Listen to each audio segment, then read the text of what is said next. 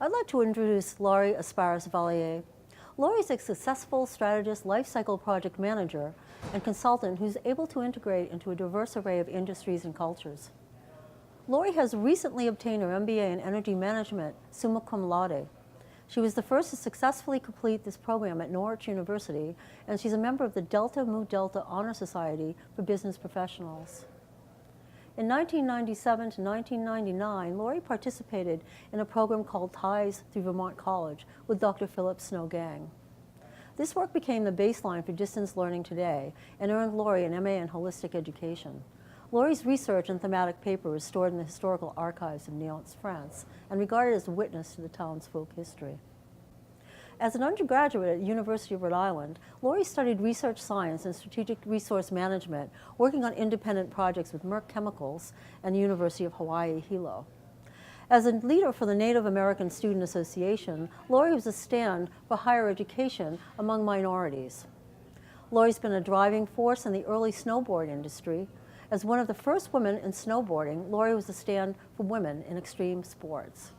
In addition, Laurie was a community influence defining sustainability in the mid-1990s, resolving issues in municipalities in the south of France. Laurie's been an innovator for wine products, developing medieval recipes to remarket unsold stock. Laurie continues to be an advocate for education and is inspiring introducing energy innovations through architectural designs in places of education, business, and new community construction. Laurie speaks fluent French and conversational German and Spanish. She's an avid surfer, equestrian, snowboarder, and bodybuilder. She's been on the cover of USA Today, Newsweek, and the German paper Kreisboot. She was also featured in the French national newspaper, The Dauphin, as a powerful stand for women in the workplace, and more recently in ID Magazine and the Surface Journal for her influence in those sports. This girl really hits the ground running. Laurie, would you come out here and share how you are using your many talents in the energy industry? Hi everyone, and thank you for having me today.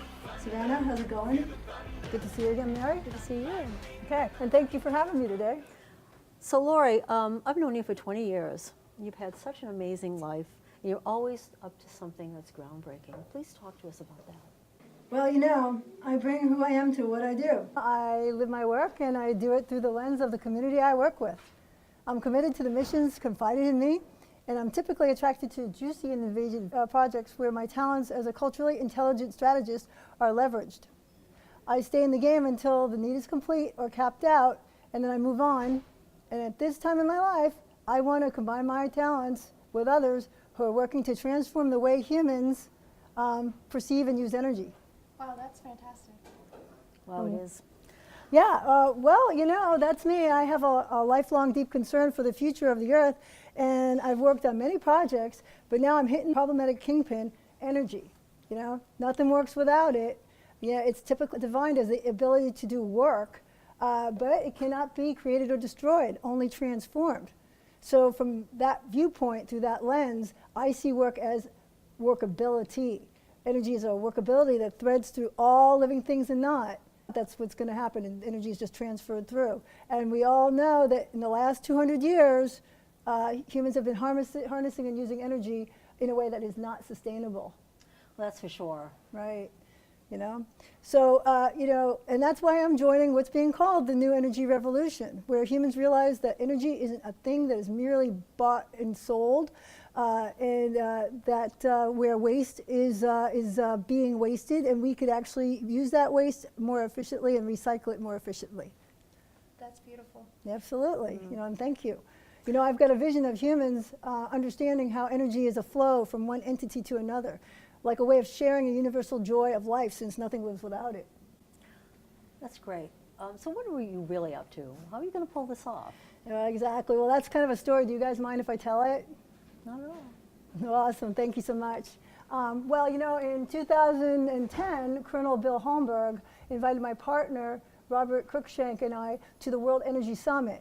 And it was a kickoff to a project that Robert and I have been working on for quite a while. In fact, we're going to be showcasing that project at the SCTE Energy 2020 Adaptive Power Challenge in Atlanta, Georgia. But in a nutshell, it's technology that adaptively deals with demand-side management in both open systems like the Internet of Things or enclosed systems, such as off-the-grid scenarios or community microgrids. There are even plans to leverage this technology in transforming buildings into batteries. And this, by the way, just so you know, it's super important for the layman, if you didn't know what this really means, that to add the flexibility to the grid so that we could up renewable energy into that grid. That's called renewable penetration. And providing solutions to issues concerning distributed generation. In essence, the technology holds a key to much needed grid optimization and built-in contingency plans for rapid mitigation after natural disasters. So you're saying that this technology can add security and provide resilience to the communities at high risk? Absolutely, and more as you know, as time goes on, we're going to find more and more applications, such as storing batteries in houses at optimal times, so that the storage of these batteries in homes are more efficient and cost less. Where can we find out more? All right, guys, so if you really want to know more about this, I encourage you to check out Grid over Broadband, jointly optimizing electrical power generation and residential electrical use. And especially check out the link for the adaptivepowerchallenge.com and look under finalists, Grid over Broadband, and that's abbreviated GOB. Hey, that's some great stuff. Moving forward, where do you see future collaboration? You know, I'd love to work with groups interested in working on adaptive demand-side management through the grid, microgrid, or off-the-grid innovations through architectural design.